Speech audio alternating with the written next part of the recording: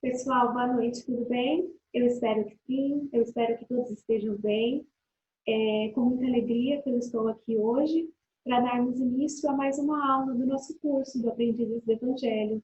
Então, eu vou pedir que todos tragam o Mestre Jesus nos pensamentos, vamos acalmando os pensamentos, tranquilizando, para que possamos ter mais uma aula com muito proveito, para que assim possamos aprender um pouquinho mais da nossa doutrina querida, da nossa doutrina bendita e colocarmos em prática os ensinamentos do Cristo. O tema da nossa aula hoje são sobre os milagres e as curas na visão espírita. Nós vamos falar um pouquinho como o espiritismo encara essa questão de milagre, da cura. Existe milagre? Deus fez milagre? Jesus, quando veio, né, nós temos no Evangelho diversos milagres aí que são atribuídos a Jesus, diversas curas. Então, nós vamos ver aí no decorrer alguns questionamentos sobre esse tema. Então, eu vou compartilhar a tela com vocês para ficar mais fácil o entendimento, ok? O tema da nossa aula hoje, os milagres e as curas na visão espírita, é a nossa 20ª aula. A parte A é o sobrenatural e as religiões, e a parte B nós vamos falar sobre as curas na visão espírita e a assistência espiritual, como que funciona. Nós vamos verificar aí no decorrer da nossa aula. Precisamos entender de onde partiu essa questão de sobrenatural. Nós tivemos uma aula, foi a primeira ou foi a segunda aula do nosso semestre, que eu falei sobre a questão da evolução das religiões. E nós vimos que desde os primórdios, eles já tinham essa impressão dos fenômenos da natureza, já se impressionavam com os fenômenos da natureza naquela época. Tinha uma falta de entendimento, uma falta de desenvolvimento, tanto moral quanto intelectual. Então, o homem, vendo aqueles fenômenos da natureza, nós vimos que por conta disso foi que surgiu a questão do politeísmo. Tudo que eles não podiam compreender, eles achavam que era um fenômeno da natureza, tinha mais força que eles.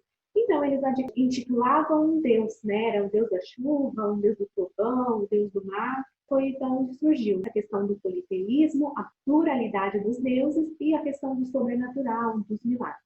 Era por conta da falta de entendimento e a falta da ciência que não tínhamos. Porém, conforme o homem foi evoluindo, ele foi desenvolvendo a sua capacidade intelectual. Com isso, foi estudar vários campos disso, como a teologia, a medicina, a física e a química. Nós não podemos esquecer que a ciência ela tem uma certa limitação. Por mais que a ciência já desvendou vários fenômenos antes tidos como milagroso, ela ainda tem uma certa limitação. Porque a ciência ela é puramente material. Para ela ter um embasamento científico, ter mérito, ter créditos, ela se dá como? Através de experimentação. E nós sabemos que no mundo espiritual, na ciência espírita, nem tudo no mundo espiritual dá para ser medido através de experimentação. Temos diversos fenômenos de único que não tem como ser feito por meio de experimentações. Nós temos a doutrina espírita, que ela não se limita somente às leis materiais. Ela veio justamente para fazer esse intercâmbio entre o mundo material e o mundo espiritual. E veio nos trazer resposta de vários fenômenos, fatos que muitos acham ainda que são sobrenaturais, que são milagrosos. Mas o que é sobrenatural? Para entender melhor o que seria sobrenatural, o que seria milagre. Milagre, ou algo sobrenatural, é tudo aquilo que é superior à natureza, principalmente à natureza humana, ou que é muito extraordinário, muito maravilhoso. O que contraria as leis da natureza, ou que se lhes desconhecem a causa. Na Revista Espírita, Kardec fala que seria tudo aquilo que contraria as leis da natureza, ou que o homem não conhece a causa. O milagre implica a ideia de um fato sobrenatural, aquilo que a humanidade não consegue explicar.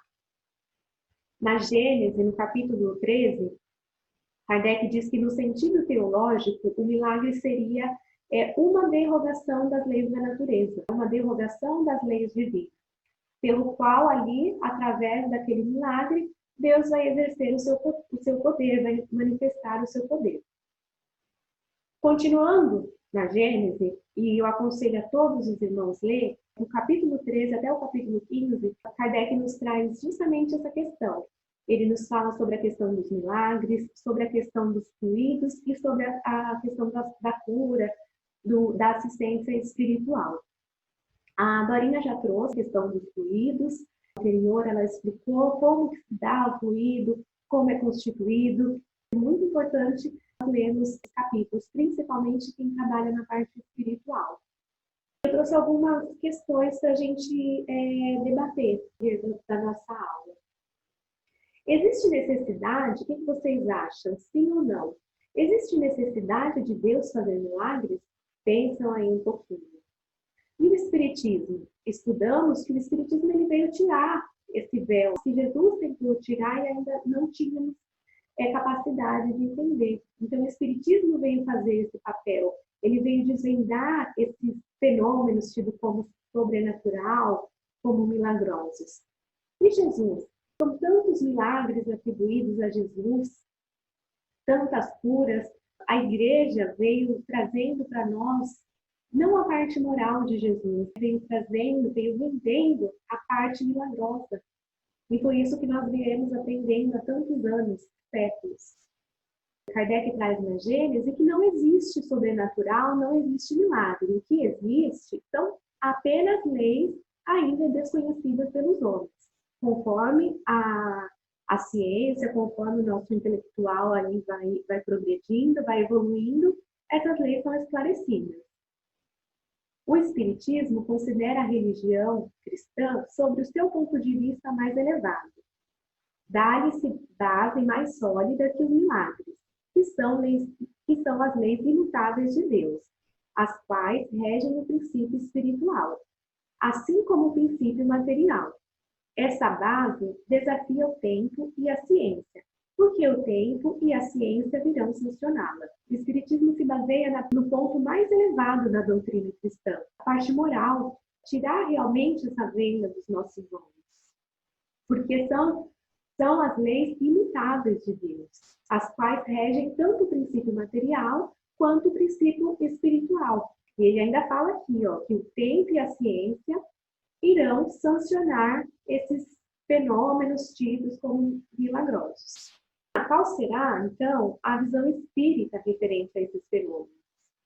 O Espiritismo, ele adota o conceito da ciência quanto aos fenômenos denominados milagres, entendendo que ele simplesmente não existe. Então, mais uma vez, o Espiritismo, ele entende que os milagres não existem.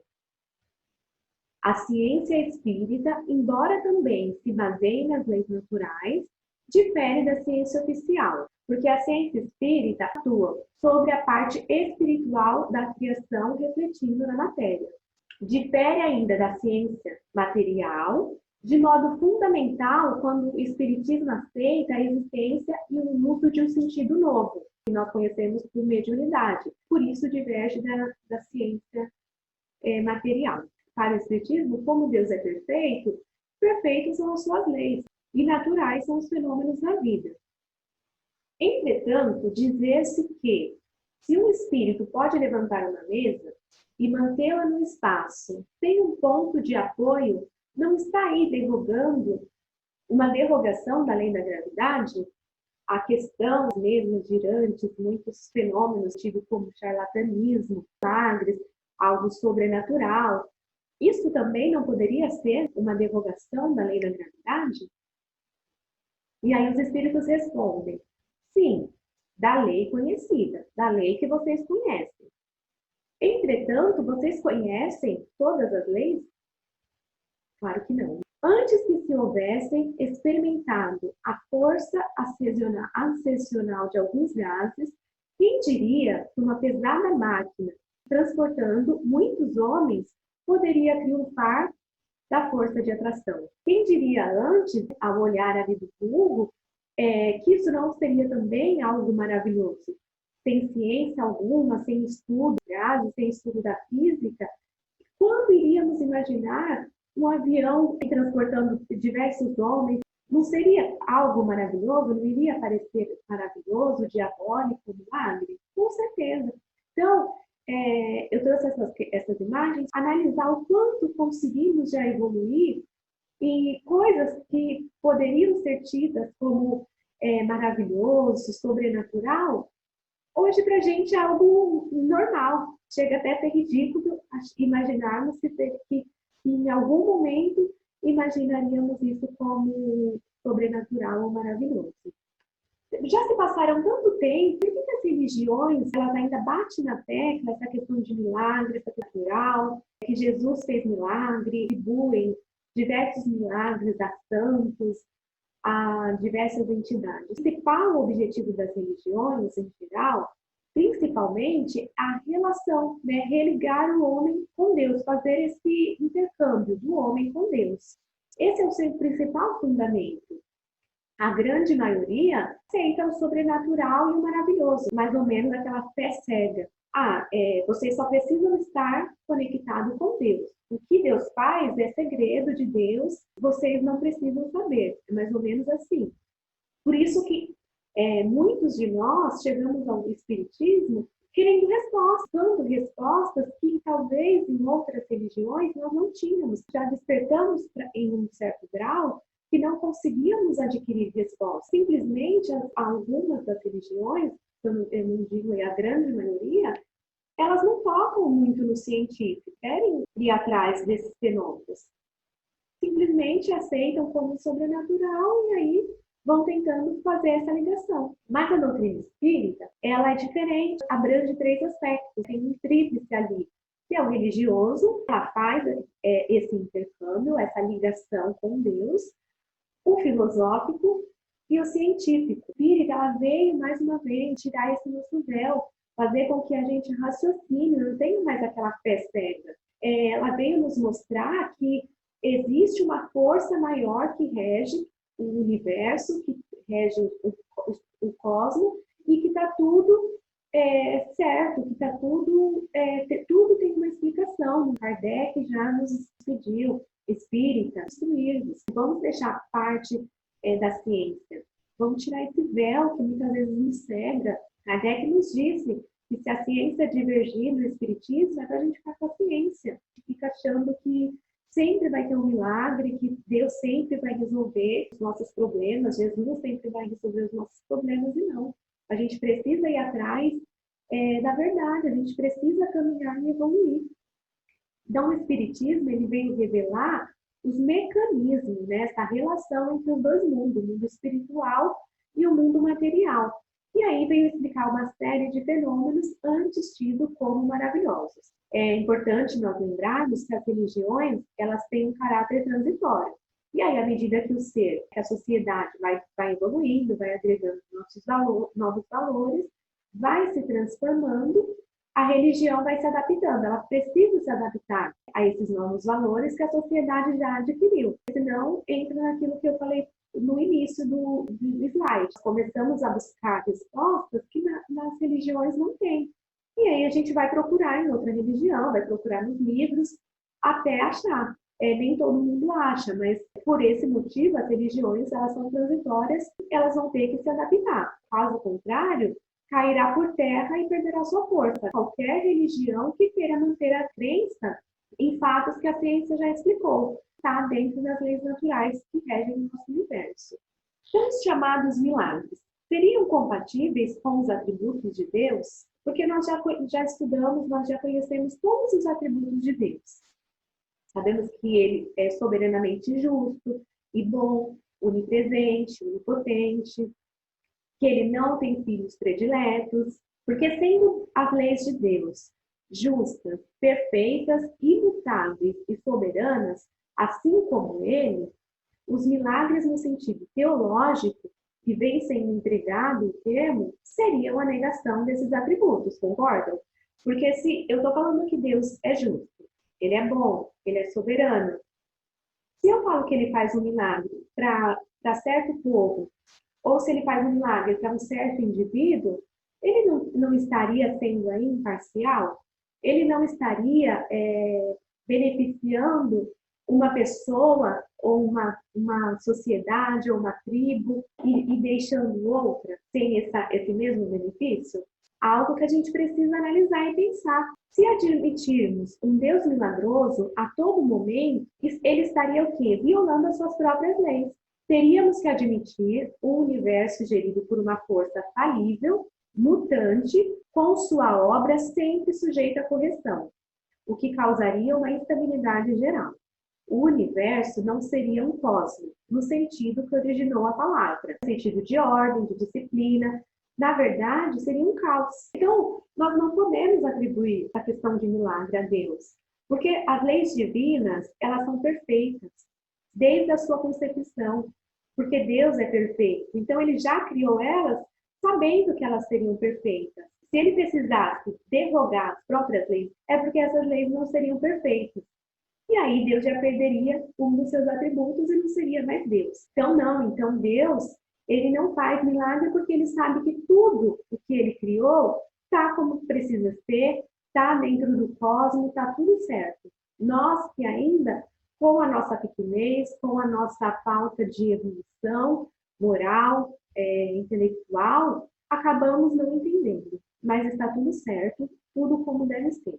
E Jesus? Temos tantos milagres atribuídos a Jesus, tantas curas. O que vocês acham? Jesus fez milagre? Jesus é o governador do nosso planeta. Jesus foi o espírito de mais alta hierarquia que pisou aqui sobre a Terra. Ele ajudou na construção do planeta. Então, se existiu um espírito que mais tinha conhecimento do fluido que foi trago para o nosso planeta, foi Jesus.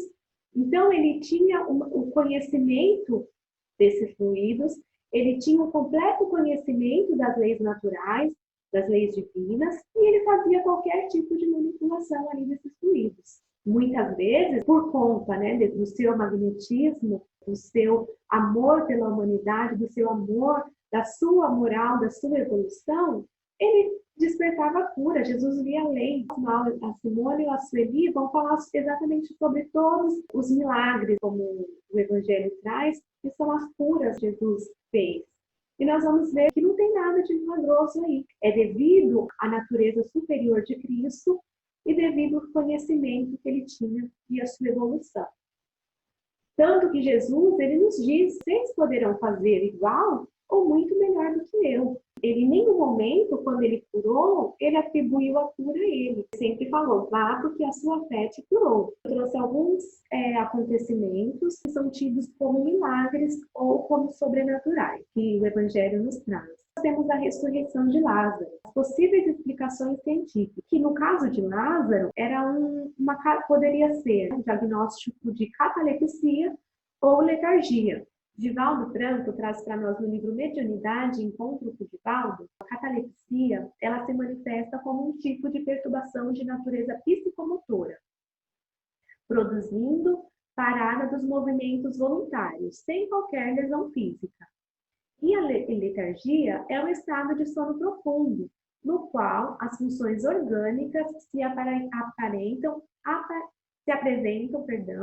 aparentemente interrompidas entre elas, principalmente a respiração e a circulação. São doenças um pouco diferentes, mas as duas têm o mesmo efeito, dormir como uma pedra. Então, o que a gente imagina? Que com a falta de recursos médicos da época, ela poderia perfeitamente ser confundida com morte. Temos histórias, se procurarmos, né, nós temos até filme que mostra que antigamente era muito comum acontecer isso. As pessoas eram enterradas até com um sino em cima da sua cova, para caso a pessoa, depois de enterrada, se virasse, se mexesse, esse sino tocasse para que alguém ali verificasse que a pessoa estava viva, né? Então, tudo aí a ciência já veio esclarecendo.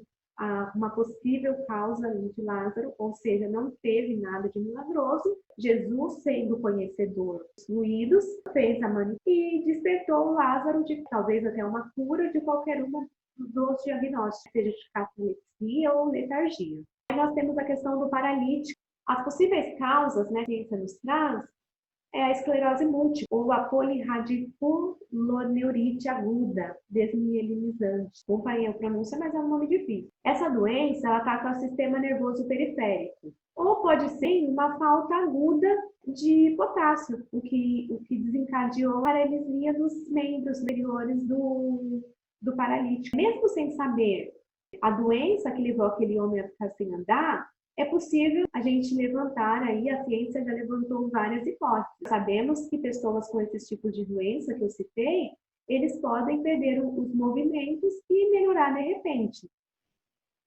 Outro caso interessante que o Evangelho nos traz é a travessia do Rio Jordão. Quando eles estavam indo para a Terra Prometida, tem Moisés sob a tutela de Josué, que foi o sucessor de Moisés. Outro milagre aí teria acontecido. O relato que o rio parou de correr e os hebreus puderam chegar secos no outro lado do rio. A explicação que a ciência nos traz, até mesmo a gente analisando pelo nosso ponto de vista racional, a gente percebe que é algo meio que impossível. Então a ciência veio nos trazendo. E de acordo com tudo, o que pode ter acontecido aí? Um deslizamento de terra causado por um terremoto. Esse deslizamento de terra impediu que o rio seguisse o seu fluxo normal. E com isso abriu uma passagem para que todos conseguissem atravessar sem problema algum. Segundo os pesquisadores, esse mesmo fenômeno já aconteceu ali na região do Rio Jordão pelo menos 10 vezes. Então, a gente vê novamente, não tem nada de sobrenatural, não tem nada de milagroso. Mas estamos falando de uma época que não tínhamos recursos, numa época que não era globalizada. Então, tudo que acontecia que não tínhamos conhecimento, atribuíamos ao milagre, algo sobrenatural. E as curas na visão espírita? Como que o espiritismo vê essas curas? Já que estudamos, vimos que não existe milagre, como que funcionam então as curas? A doutrina espírita vem desvendar as leis que regem os fenômenos tidos como milagrosos. Ela se baseia no conceito dos fluidos, para que esses fenômenos, para que essas curas aconteçam. Seria o fluido magnético ou o princípio vital. E temos também a questão da química, interação da molécula. Através do conhecimento da química, a gente pode fazer a alteração de uma molécula, ela pode se tornar destrutível ou construtiva. A doutrina espírita utiliza-se do passe como ferramenta de transmissão desses fluidos curadores. A quantidade de fluido vital, ela se esgota, podendo ser renovada pela absorção ou assimilação. André Luiz nos traz que o passe é uma transfusão de energia que pode alterar o campo celular. O passe, como reconhecemos, é uma importante contribuição para quem saiba recebê-lo, com o respeito e a confiança que o valorizam. Por isso que é importante, quando a gente for passar na fluidoterapia, no tratamento médico, saibamos reconhecer, importante contribuição. Vamos acreditar, vamos ter a certeza que a gente vai conseguir aquela assistência que a gente tanto necessita. O princípio vital, ou fluido cósmico universal, é o agente especial, a substância ativa que dá vida aos seres orgânicos, e o absorvem e assimilam. A quantidade de fluido vital, ela vai se esgotando. E dependendo, às vezes, da nossa conduta, o que a gente faça, muitas vezes de errado, esse fluido vital, ele pode se esgotar mais rápido. Ele pode ser renovado através dessa absorção e dessa assimilação. Como que a gente consegue renovar esse fluido? Através do recebimento pelos mentores, os benfeitores espirituais, através da energia, da natureza. Quem nunca foi na praia, às vezes a gente fica olhando a natureza, e um mergulho no mar, a gente sai renovado. É esse tipo de absorção que os espíritos falam que podemos ter através da natureza, de um indivíduo para o outro. Temos pessoas que parece que têm o fluido vital em maior quantidade, são mais ativas, mais vivazes, e outras são mais debilitadas, têm ânimo, por conta dessa quantidade de fluido vital. Temos aquelas pessoas que às vezes pode abraçar, parece que a gente já se renovou. Quem é mais sensitivo pode perceber, tá? Às vezes a gente chega em um local e parece que a nossa energia foi toda embora. Parece que sugou a nossa energia, ou pessoas que sugam, sente que parece que a nossa energia foi embora. No livro Nos Domínios da Mediunidade, de Chico, o Leonis nos relata que eles têm um extremo cuidado, que é tomado ali pela equipe espiritual responsável, no qual os médiuns dão apoio. Os benfeitores preparam o ambiente. Como que eles fazem isso? Eles vão higienizando a atmosfera, vão protegendo ali aquele recinto de invasores, daqueles espíritos que querem atrapalhar de alguma forma o trabalho, e vão auxiliando os médiuns, para que os médiuns consigam ir se acalmando, relaxando, tendo bons pensamentos para que o trabalho flua de uma melhor forma. Os espíritos nos auxiliam. Tal assistência não dispensa o tratamento médico adequado, até mesmo porque o principal objetivo do espiritismo é a transformação moral do indivíduo, e não somente a cura do corpo físico. Até mesmo porque a gente precisa, quando a gente vai num tratamento espiritual, a gente precisa mudar. Não adianta eu estar toda sexta-feira no tratamento médico para fazer uma fisioterapia, ou todo sábado para tomar um passe, segunda na palestra, sendo que eu não faço essa transformação moral, sendo que eu não faço essa reforma íntima. Eu continuo frequentando locais que estão me adoecendo, eu continuo tendo uma má alimentação, eu continuo tendo pensamentos negativos, eu não faço nada para me melhorar, eu não faço nada para despertar esse homem novo. O que eles nos auxiliam, os espíritos nos auxiliam a fazer? Vamos mudar, vamos fazer uma reforma, frequentar ambientes salutares, vamos praticar exercício, para que assim tanto o corpo físico esteja de acordo com o corpo espiritual, uma boa alimentação, ter pensamentos elevados, conseguir ter irmãos elevados do nosso lado, tanto encarnado quanto desencarnado, porque nós já vimos quando temos pensamentos negativos, o tipo de irmãos que acabamos atraindo para o nosso lado. E muitas vezes, devido à nossa pequenez, consegue nos intuir. E cultivar as virtudes, praticar a caridade. Isso faz com que possamos evoluir moralmente. Como que funciona, né, esse tipo de assistência espiritual, essa troca de fluido, essa ação magnética? Para que ocorra a cura, para que o assistido saia dali melhor do que quando chegou. Que pode ser processado através do fluido, do próprio magnetizador, seria o magnetismo humano. Eu até trouxe a imagem ali, que só está o magnetizador dando o passe ali no assistido. Seria o magnetismo humano, cuja ação deste magnetismo ela está subordinada à potência e, sobretudo, à qualidade do fluido. Por isso que é importante o médium, quando vai trabalhar numa casa espírita, ele tentar se elevar para que a qualidade desse fluido esteja sempre de acordo com o trabalho que ele vai fazer. É aquela transformação moral que nós vimos no outro slide.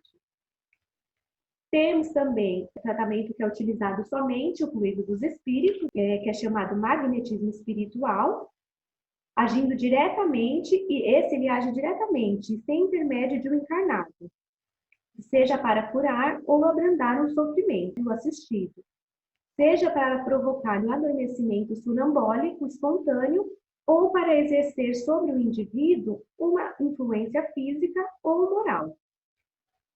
A qualidade está na razão da qualidade dos espíritos. Aí, mais uma vez, por que o assistido também precisa sempre estar com um pensamento elevado, praticando qualidade, para os irmãos que estão ao nosso lado terem essa qualidade de fluido ok. E temos o magnetismo misto, semi-espiritual, um fluido que os espíritos derramam sobre o magnetizador, e a qual o magnetizador, né, ou seja, o médium ali, ele serve de condutor. O fluido é o fluido espiritual combinado com o fluido humano. E aí o fluido humano vai fornecer as qualidades que faltam para o fluido espiritual ou vice-versa. Kardec nos traz que todos esses processos de cura exposto, ele pode sintetizar, ele pode fazer a troca de uma molécula malsã por uma molécula sã. Daí nós despertamos com todo o trabalho ali, a espiritualidade, o trabalho do médium, o pensamento do assistido, pode despertar aí a cura. E um outro fator imprescindível, por último, mas não menos importante, Jesus falou, sua fé te curou, é a fé, especialmente no processo de cura. A fé, ela exerce uma forte atração dos fluidos curadores. A fé é certeza, é uma convicção íntima que nós temos, é em algo invisível, é a confiança plena que a gente tem no resultado. Ou seja, eu tenho certeza, eu estou indo para um tratamento espiritual e eu tenho certeza, é a minha vontade. Eu vou sair de lá com a minha cura, com o resultado que eu espero. É claro que eu preciso fazer por onde receber esse resultado, essa cura. A fé é uma conquista do espírito. À medida que o espírito aprende a lei divina, as leis naturais, ele vai se fortalecendo e é fortalecido. Ele fortalece e é fortalecido. No Evangelho segundo o Espiritismo, o Espírito Protetor traz para nós que o magnetismo é uma das provas do poder da fé em ação. Se todos os encarnados se achassem bem persuadidos da força que em si trazem e se fizessem por a vontade a serviço dessa força, seriam capazes de realizar o que até hoje eles chamam de prodígios, e que, no entanto, não passa de um desenvolvimento das faculdades humanas, o espírito protetor. Então é isso, meus irmãos. Eu agradeço mais uma vez a presença de todos. Eu espero que eu tenha conseguido passar o conteúdo da aula de alguma maneira, para poder engrandecer aí os estudos de vocês. Eu espero que todos tenham uma excelente semana, uma excelente noite, que o Mestre Jesus, nosso irmão amado, possa nos acompanhar. Fiquem todos com Deus.